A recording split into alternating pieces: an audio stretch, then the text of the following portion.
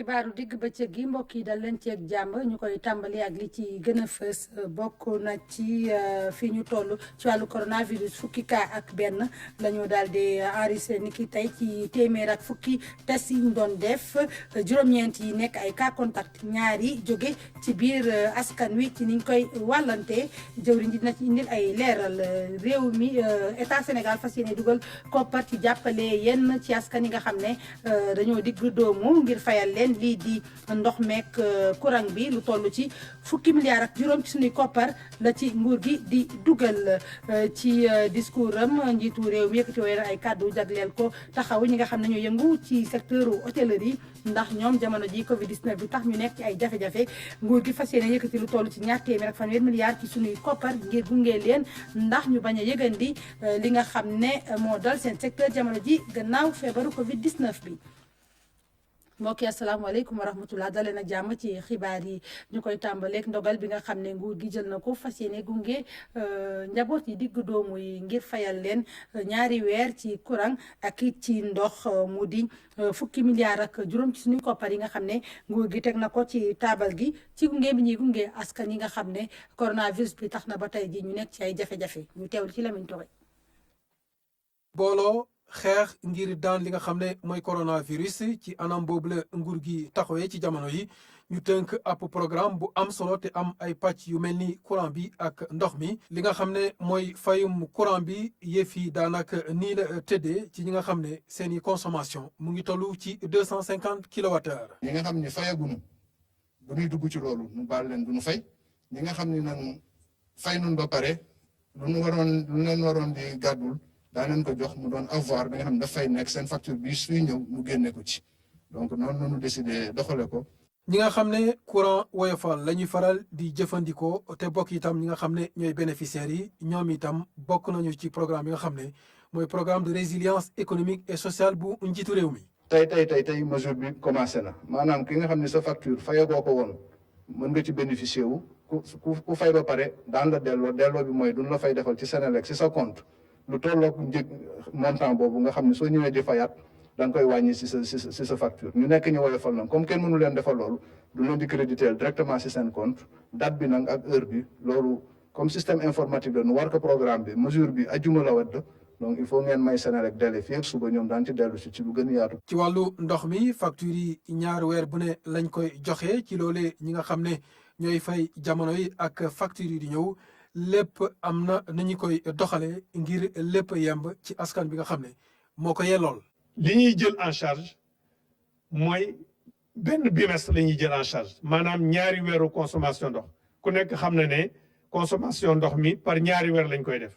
ñaari weer la ñuy jël jëluñu ñetti weer jëluñu ñeenti weer moom la ñu annoncé moom la ñuy jël muy benn facture kon boo xam ne bi danañ ko jël léegi nag li nga xam ne aussi moom la ñuy jël en charge mooy. tranche sociale bi maanaam li ñuy wax ñaar fukki mètre cube yu njëkk yi mooy ñaar fukki junniy litres yu njëkk yi te loolu pour client yëpp lañ koy jëlal en charge pour client yëpp la ñuy jëlal montant boobu. beneen bi nga xam ne aussi moom laay wax mooy ñi nga xam ne fay nañu déjà parce que commencement bi dañ doon wax ñi fay déjà ñu def ko rek ci seen compte noonu suñ demee di fay mais dañoo bëgg mbir mi leer pour ñoom. ñi nga xam ne fay nañu déjà du ñu dem di dem Sen'Eau ñu leen di rembourser xaalis loolu amul mais seen facture bii di ñëw li nga xam ne moom la ñu war a fay ci tranche sociale bi dañ koy génne ci facture bi maanaam suñu ne nit ki dafay fay par exemple juróomi junni ñu ne par exemple junni wala ñaari junni lañ ko war a wàññil day gis ne juróomi junni yi wàññi nañu ñaari junni wala wàññi nañu junni bi li ci des moom lay fay loolu lañ koy génnee ci facture bi. pour mu leer pour ñoom leer aussi pour ñëpp mais du loo xam ne li da ngay dellu Sen'Eau ñu yëkkati xaalis di la ko jox ñi nga xam ne fay nañu ba pare ñi fayagul nag danañu génne avoir bi lii nga war a fay lii lañ la baal lii moo ci des su fekkee ne am na lu ci des. ñi nekkee ci dëkk yi kaw yi bokk nañ ci li nga xam ne mooy programme de résilience économique et sociale bu président de la république. bi nga xamee ne xayma nañu li nga xam ne moom la ñu war a def ci ndox mi ci réewu kaw yi 3 milliards la. ak ñetti téeméeri millions donc loolu budget bi am na mais ni ma ko waxee rek mooy ndox mi niñ koy yoree ci réew kaw yi moom moo jafe pour ci lu leer ñu ne dana ñëw ci ki nga xam ne moom lañ koy jox parce que ay Asufor ñoo nekk presque ci forage bu nekk ci dëkk bu nekk te yenn saa yi jumtukaay yi nga xam ne moom la Sen'Eau am pour utiliser moyen informatique tiré ko yenn saa yi ci ay cahier ci ay registre la ñuy suivre ndox yi ci Sénégal yëpp dëkk bu nekk bëgg koo def donc dafay nekk loo xam ne dafa jafeñ loolu taxoon ñu xalaat ne li am solo rek mooy alal boobu na ñëw ci ndox mi ci milieu rural maanaam su ñëwul ci wàññeeku na ñëw ci tan bu muy indi ci tan bu muy indi ci ndox mi nga xam ne moo nekk milieu rural. dogal yi nag fas yeneen ko doxal ci anam bu gaaw. ci dogal yooyu le nguuru Sénégal fas jël na dogal ci rek gunge ñi nga xam ne ñu yëngatu ci secteur hôtelier bi njiitu réew mi yëkkati woon ay kaddu gannaaw ba muy def discours am à la nation ci veillu 4 avril bi xamle ni dinañu jàppale ñi nga xam ne ñu yëngatu ci secteur hôtelier bi ndax li ñu ñàkk buñ koy xayma dina toll ci ñaar téeméer ak fanweeri milliards ci suñuy koppar ndax rek Covid 19 bi Aram Ndaw amatul rang si buntu hôtel bii du kenn kuy dalalaate su dul Moustapha Kane mi ñu fi amal rendez-vous ba sub ñetti fan gi ci weeru avril laata président de la république di def discours am Moustapha Kane mi bokk ci syndicat patron yu hôtel yi di ñu wonale rek ak tekk gu am ci hôtel yu mag yi yu mel ne bii. du cër bi rek mooy naataal la rek bu may indi. waaye entreprise boo xam ne tey jii boo xoolee mu ngi doon accueillir travailleurs yi 930 travailleurs xam nga loolu du lu ndaw si mouvement yi capacité hôtel bi 150 boo xoolee restaurant bi amoon na plus de 500 couverts maanaam demoon na bu mun a accueillir plus de 1000 personnes donc mouvement yi doon am si entreprise bi ëpp na 2000 personnes animation boobu tey jii nga gis ne que silence total moo fi nekk lu nekk si teer bi loolu moo nekk si Radisson loolu moo nekk si King Fahd même bu fekkee ñooñu ak Farid am nañu quelques clients yoo xam ne yu fi des yoo xam ne ñenn ñi kenn mënu leen delloo ñenn ñi ay militaires yu fi nekk mais boo demee Saly aussi ba Cap Skirring ba Saint-Louis ba Ziguinchor n'est-ce pas ba Tamba ba Kédougou ba Kolda situation bi benn la. coronavirus gi laal leen lool hôtel yu bëri daal di tëj rek seen i buntu muy perte gu rëy ci ñoom. service yëpp ak activité yëpp muy hébergement muy restauration muy transport. muy vente de billets d'avion muy circuit muy yëpp mu ngi toll si 230 milliards de francs CFA n'est-ce pas loolu mooy impact boo xam ne n'est-ce pas moom lañu xayma n'est-ce pas avec des chiffres précis. na banque yi aj bor yi na nguur gi génnee koppar ngir jàppale hôtel yi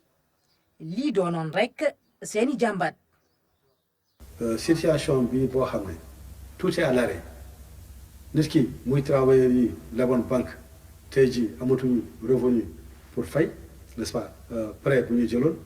entreprise yi leboon banque bi pour tabax hôtel yi tey jii amatuñu ay revenu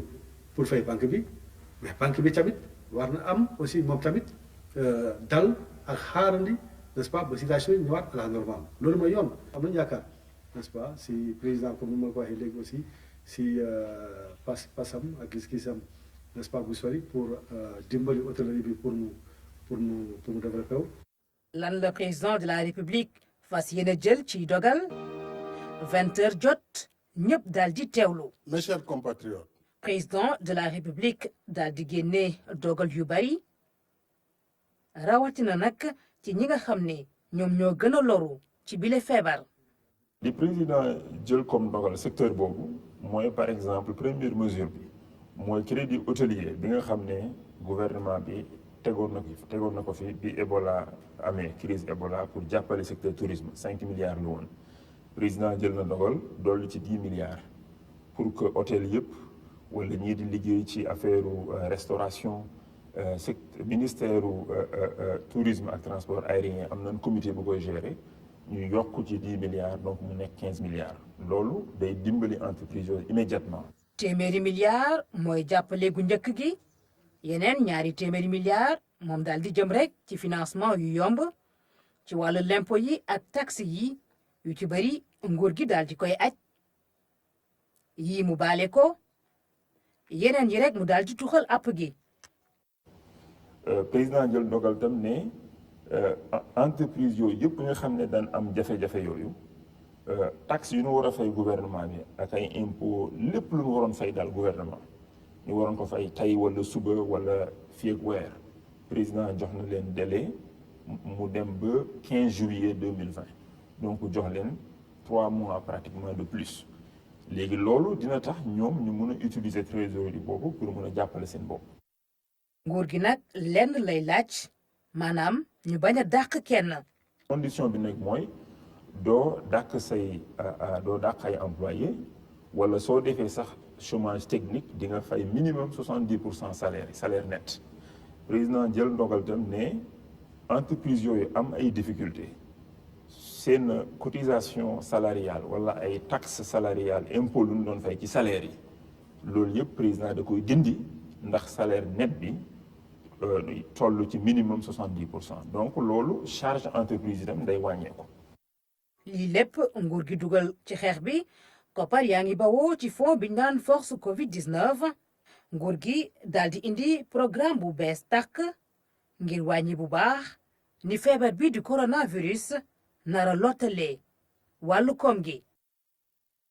ci force Covid 19 boobu wàllu càmm am na pàcc bi ñu ko jagleel jëwriñ ji ñu ko dénk mu di Samba Ndiobène Ka seqoon na waxtaan ak sunu naataangoo yi nekk ca rajo Sénégal mu dellu si ci boobule programme ba noppi ñaaxandi ñi di sàmmkat yi ñu mën a respecter état d'urgence bi ñu teewlu ko ci micro Safora Sow. li mooy njëkk def mooy santaat encore une fois rafetlu encore une fois de plus mesures yi nga xam ne président de la République jël na ko. xew-xew bi mu amee mu nekk jafe-jafe boo xam ne jafe-jafe ñëpp la mu ne naa jël samay mesure naa jël samay disposition jël lu tolloog 1000 milliards ne lii nii kat dama ko war a jàppale askan wi bokk na ci li mu jàppale secteur élevage ci la bokk tey bi may wax ak yéen rek moom ci boppam jënd luy tolloog 3 milliards ne nañ ko accompagner éleveurs yi pour ñu jënd leen aliment de bétail parce que naam wax na dund askan wi luy tolloog 69 milliards doomu aadama yi ñu jëndal leen dund waaye def ne bu ñu fàtte aussi jur gi parce que jur gi tamit ci la bokk te ci suñu économie la bokk kon kooku jàppale na sàmmkat au delà de ça aussi am na fonds boo xam ne wax naa ko temps yële fonds bi musul weesu 250 millions par an ren jël na luy tolloog 3 milliards def na ko ci donc c'est déjà 6 milliards en plus de cela aussi nee na nañu jël ay fonds jox ko DER pour que DER accompagne financement jigéen ñi ak financement ndaw yi te par rapport à ça aussi waxtaan nañ ko DER nee nañ ils sont dans les dispositions suñu amee li ñu soxla jël luy tolloo 4 milliards ba 5 milliards def ko ci ren ci secteur élevage soo cumulé mën naan luy tolloo 51 milliards def nañ ko pour accompagner le secteur de l'élevage niñ ko defee élevage lañ ko defee ci yeneen secteur yëpp. réew mi toll ci feebaru coronavirus talaata tey ñu wàññi fukki cas ak benn ci téeméer ak fukk test yi ñu def juróom-ñeent yi di ay cas contact ñaar yi jóge ci biir askan wi fukki doomu aadama yi feebaroon fukk ak ñett jot nañoo am tan tuuti ñu teewlu ci jëwriñ jër wàllu wér-gu-yaram Abdoulaye Diouf Sarr. tey talaata juróom-ñaari fan ci weeru avril 2020. ministère de la santé et de l'action sociale jot na résultat test yi ci téeméeri test ak fukk yi ñu def tey fukk ak benn ñoo ci positif bon nag ñoom ñoo am jàngoro ji juróom-ñeent yi ay cas contact la yu ñu doon suivre ñaar yi ñoo nekk transmission communautaire mooy ñu ko am te xamuñu fuñ ko jëlee ñu leen di yëgal ne fukk ak ñett ñoo xamante ne ñu ngi leen doon hospitalisé mën nañu wax ne tey wér nañ danañ leen génnee ci bés bi ministère de la santé et de l'action sociale mu ngi leen di yëgal ne ñi nekk hôpital ñi ngi yëg tan ba mu commencé ak léegi mën nañ jàpp ne ñaar téeméer ak fanweer ak juróom-ñaar i cas moom la Sénégal déclaré boobu ak léegi ci ñaar téeméer fanweer ak juróom-ñaar yooyu téeméer ak juróom wér nañ ci ñaar génn nañ ci àdduna kenn ki évacué nañ ko bon dëkk fi ñuy wax ak yéen téeméer ak ñaar fukk ak juróom-ñeent ñoo nekk hôpital ñu leen di faj ñu yëgal leen tam ne démb comité national de gestion des épidémies mooy kuréel gi xamante ne moom moo yor xeexu Covid 19 bi daje nañ démb ñu tënk ñaar bu njëkk bi ñu ne cas communautaire yi mi ngi bëgg a bëri mi ngi bëgg a jégg dayo bon dëkk région bu nekk gouverneur bi mooy diriger comité régional bi xamante ne moom moo yor xeex bi ñu ngi leen di ñaan ku nekk nga am taxawaay pour cas communautaire yooyu ñu mën ko daggal nu mu gën a gaawe beneen bi comité boobu jàpp mooy si wàllu transfert u dépôt yi mooy ñi xamante ne dañoo faatu bitim réew ñu war leen mën a indi denc leen ci seen réew ñu ne jàngoro ji fi mu toll léegi ak wàll bi ni mu gaawee te koor yooyu bu ñu ñëwee niñ leen di téye xamuñ ndax dana mucc ayib am ndeet comité bi ñaan ñu dakkal bépp transfert parce que fii ñu toll ci xeex bi waruñu jël benn risque boo xamante ne dana indil ñi xamante ne ñooy xeex yeneen problème yoo xamante ne day dégg dayo bon nag transfert u corps boobu comité bi ñu ngi demander à ce que ñu bañ ko autoriser benn yoon ministère de la santé et de l'action sociale mi ngi demander population yi ñu déglu bu baax te dégg ndigal yi ñu leen di jox pour que ñu mën a daan Covid 19 bi génne ko suñu réew génne ko effectivement ci Afrique génne ko ci àdduna bi yëpp maa ngi leen di remercier bu baax. xeex Covid 19 bi tax ba nguur gi jël dogal fas yéene yemale dem ak dikk bi ci diggante diwaan yi looloo tax ba ñu nemmeeku ni am na ñi nga xam ne ñu ngi jalgati boobule dogal gendarmerie légion bu centre-ouest bu gendarmerie amal ay yëngu-yëngu diggante Dakar Thiès ak it Diourbel ñeen ci jàppale di section aérienne bu gendarmerie am na sax ay woto yi nga xam ne jot nañ kaa teg jot nañ cee teg loxo ñu àndu ceeg Moussa Mané ci kaw asamaan si ñu ràññee ci aéronef bu section aérienne bu gendarmerie moom nag day wër oto yi nga xamante ne ñoo nekk di jël àll bi ngir ñu mën a dem ci région yi rawatina ci yenn localité yi mu mel ni renseignement boo xamante ne am na solo bu baax a baax ndax dina tax ba éléments yi nga xamante ne ñoo nekk ci brigade yi daal di déployé wu ci zone yooyu nga xamante ne oto yi fa lañ bëgg a jaar mu mel ni bii brigade bu nekk fii Tivaouane tamit moom taxaw na tem ngir traqué ñi nga xamante ne ñooy nit ñi di jël yoon yooyu. brigade Tivaouane si ndigalu kilifa yi toujours am nañu ay barrage yu ñu tëral si kaw tali bi pour contrôler oto yi wante tamit am nañu patrouille mobile maanaam ñi nga xamante du ñu nekk si kaw tali bi dañu nekk di wër si yoon yu ndaw yi pour mën a intercepter oto yi. loolu nag liggéey boobu moo tax ñu am résultat bu toll nii tey maanaam ñu jàpp lu toll si ñaar fukk ak juróom-ñaari oto yi nga xam ne dañ doon contourner dispositif maanaam bàyyi yoon bi di daw si tali àll yi quoi yi nga xamante ni dañuy bëgg a jóge fii dem Dakar wala jóge fii dem Darou Moussi wala jóge fii dem Louga. beneen compagnie boo xamante ne moom tamit mu ngi ci wàllu opération boobu mooy compagnie bu Touba mu mel ni liggéey bu am solo la nit ñi nekk di def fii ngir ñu mën a immobiliser oto yi nga xamante ne daanaka nekkuñu di respecter lii di état d'urgence bi. ci noonu man ak capitaine Mouhamadou Diallo bi ci lañ jëlee suñuy disposition maanaam déployer ay éléments ci yoon yi nga xamante ni yëpp fa lañ waroon a jaar pour dem déployer aussi tamit suñu moyens yi nga xamante ni moom lañ am muy oto ay moto lépp pour xeex ak ñoom ci noonu ci lañ amee yenn résultats yi depuis boobu mën naa ni jàpp nañ ci 620 personnes muy juróom benn téeméer ak ñaar fukki nit ci ñooñu juróomi nit ñi dañ leen arrêté ci aussi téeméer ak ñeent fukk ak juróom-ñaari oto téye leen téye ti tamit fanweer ak juróom-ñaari moto. ginnaaw opération boobu nag ki nga xamante ne mooy commandant légion centre ouest muy colonel Cheikh Sarr nag moom nag indi na ay leeral ginnaaw bi nga xamante ne am na benn vidéo boo xamante ne mu ngi daw ci réseaux sociaux muy wone ay car yoo xamante ne dañoo yëpp ay nit di jaar ci àll bi. jamono ji nga xamante ne ci gox yi nga xamante ne ñoo nekk ci Sindia ak li ko wër am na fay tool yoo xamante ne béy bi daanaka ñor na mu mel ni ñooñu nag dañuy dem pour witti lépp loo xamante ne béy nañ ko fa leneen li nga xamante ne wax na ko nee na nit ñi nañu xoolaat bu baax lu ñuy xool ci biir réseaux sociaux yi loolu moo tax mu ngi ñaax nit ñi nag ñu xoolaat bu baax a baax li nga xamante ne moom la ñuy fekk ci réseaux sociaux yi. directrice nationale de la santé demoon nemmeeku këru fajukaay bi nekk ca Kër Ayib foofu ca bërëb ba mu mel na ba feebar bi feeñee ci réew mi boobaak léegi dañoo daal di yokku lépp lu jëm ci wàllu kaaraange rawatina lépp lu soxal wàllu wér-gu-yaram moom mi lee di directrice nationale de la santé rafetlu matuwaay yi nga xam ne jël nañ ko foofu ca Kër Ayib ngir xeex li di coronavirus ñu teewlu ci Claire Diop. raxas sa loxo ak saabu nekk lu ñu war a def donte sax yaay directrice générale de la santé li ni mel di tax ñu mën a xeex ay feebar yu si mel ni coronavirus ñi ngi fii ci Kër Ayib nekk diggante Sénégal ak dëkk bi di Gambie file nag bi feebar bi ñëwee ci réew mi ba tey structure de santé yi dañ leen a dooleel rawatina structure de sécurité yi. bi feebar bi ñëwee fekkoon na ñun jëloon nañ suñu matuwaay ba pare léegi nag feebar bi aussi ci ni muy évoluer ñun it ñi ngi fexe tout le temps di méngoo di méngale suñu xeex ak moom fu mu toll léegi nag loolu comme dañoo nekk ci frontière boo xamante ni ci diggante Sénégal ak Gambie te mu nekk ñaari réew yoo xamante ni kenn du ci dem bàyyi moroom kon xeex bi tamit dañoo war a fexe mu nekk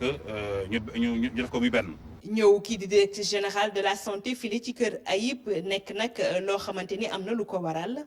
commissaire tey jii lu mu bugg liggéey bu fekkee boolewuñ ko. ñii bu ñu ñëwee sécurité rek lay xool mais gis ngeen sànq li mu seet na sécurité sur le plan global mais seet na sécurité sanitaire loolu tam lu am solo la parce que fii ñu nekk nii lépp lu fi mën a jóge tey jii lu mu ndaw rek mun na wasaare ci dëkk bi gis nga feebar bi mu ngi jóge Chine wax nañ ko gis nga Chine nu mu soree mais egsi na tey ba Sénégal donc loolu mooy wane ne lu benn mën fukk ñoo ko dàq. poste Kër Ayib daanaka mbooloo bu takku muy dugg ak génn bis bu nekk bi nguur yi nag jëlee mesure yu bees yi daanaka kenn du fi jaar li ñu jublu ci li ni mel mooy rek fexe nu ñu gën a wàññee law feebar bi ci suñu biir. jàpp nañ ne li nga xam ne ñoo ngi koy def santé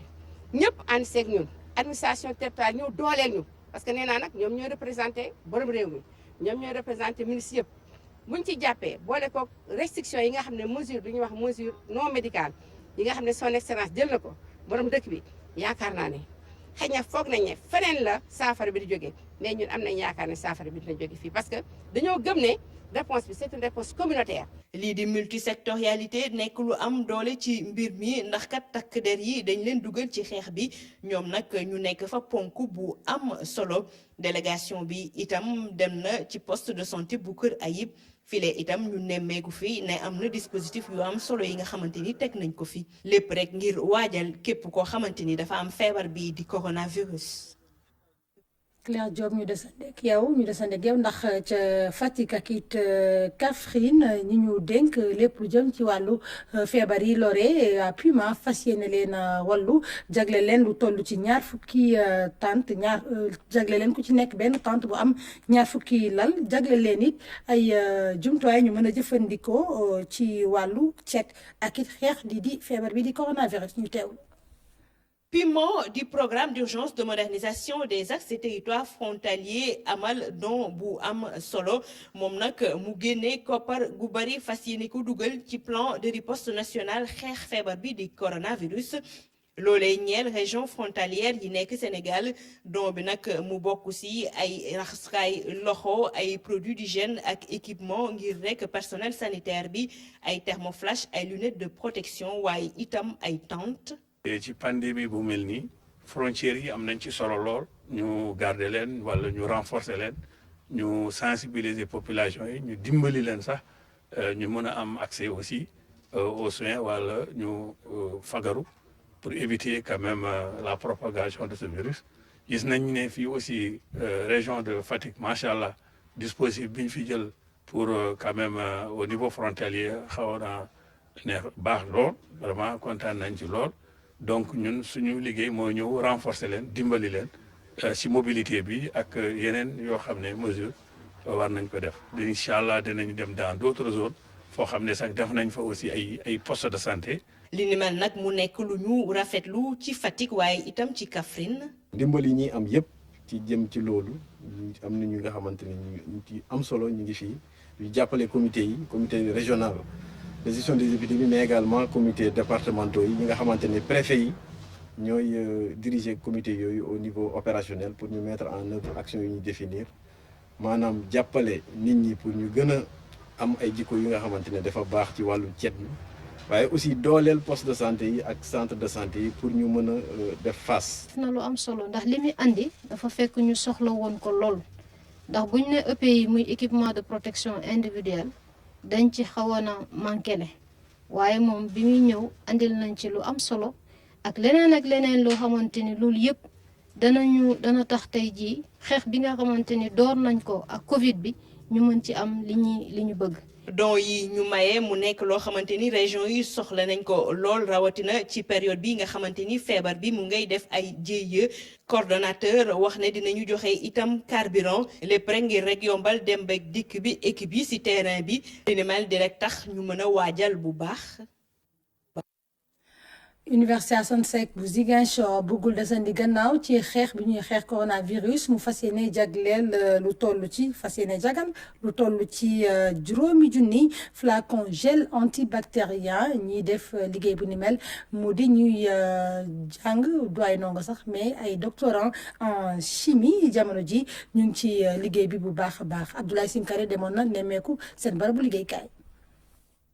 Université Assane Seck mu ngi dugal loxoom ci xeex bi ñuy xeex Covid-19 tey lu tolloog fukki doctorant ci chimie ñu ngi defar ay solutions hydroalcooliques.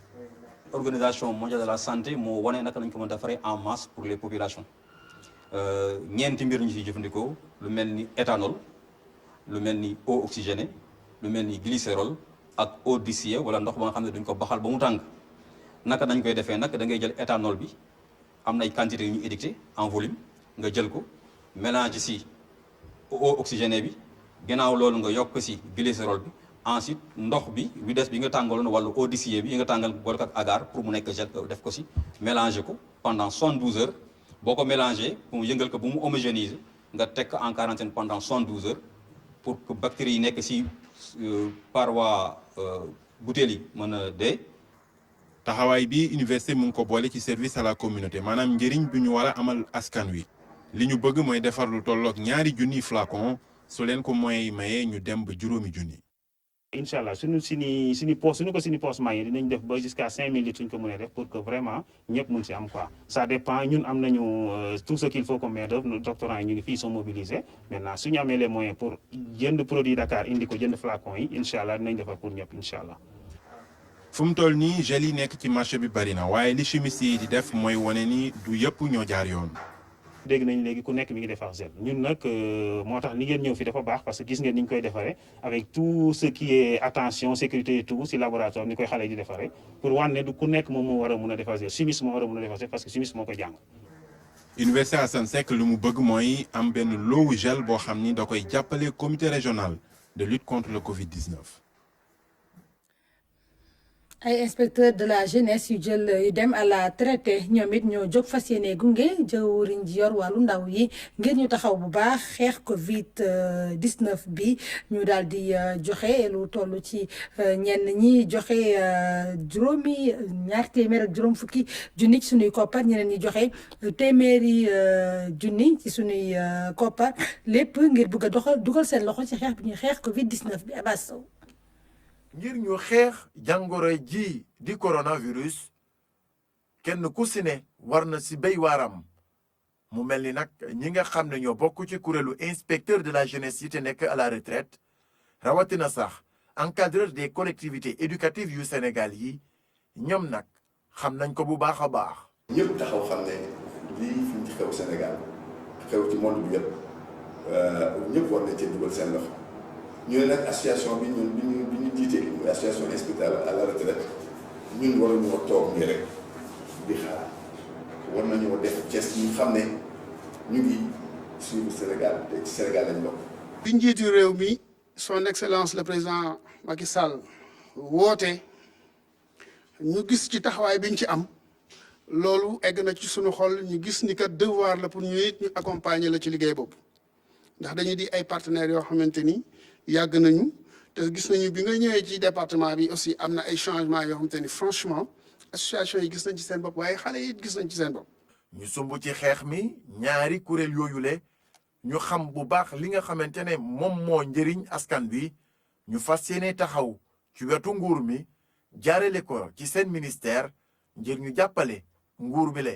li ngeen def nii tey nag daf ñu neex lool ñëw bi rek manifester seen soutien à l'État du Sénégal au ministère dafa doy sëkk parce que xeex la ba nga xamante ni nu ko waaye xeexee rek dina am solo dina dimbali peuple sénégalais ndax àdduna yëpp la coronavirus laal Sénégal nag baissewu ci les bras toogul rek croiser les bras ñi ngi ci bay seen waar ngeen comprendre ne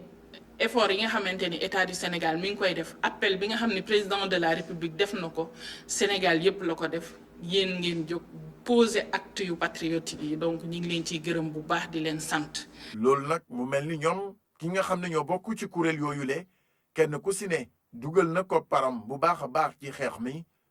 wante ginnaaw loolu ñoom nag ñu fas yéene wéyal sensibilisation bi ci terrain bi loolu nag le ministre bi di wax moo di bépp association bu jeunesse bu Sénégal taxaw na ci xeexum Covid-19. li lañ leen fi indiloon ci wàllu xibaar ma leen di gërëm leen sant seen teewaay ngeen wéy ak programme télévision seen télévision nationale ma leen di ñaanal bëccëgu jàmm.